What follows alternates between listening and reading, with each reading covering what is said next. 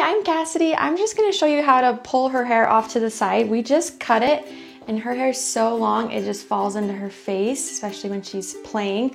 So I'm just gonna show you a simple way to just pull it off to the side so it doesn't fall straight down into her eyes. So I'm just gonna take this comb and I'm just gonna grab this top piece right here, right in the front. And make sure it's smooth and just do a little bit of a twist it backwards, and then add a little piece to it.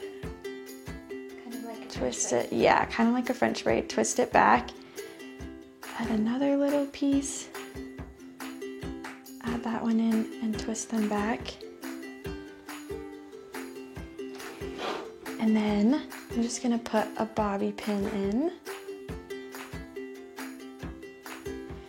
And then I'm gonna put a little clip in her hair and cover the bobby pin.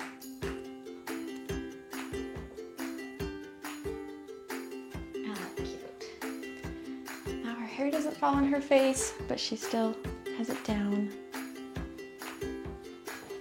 I like that. So cute. And you can always spray some hairspray in it too to keep it in place while she plays all day.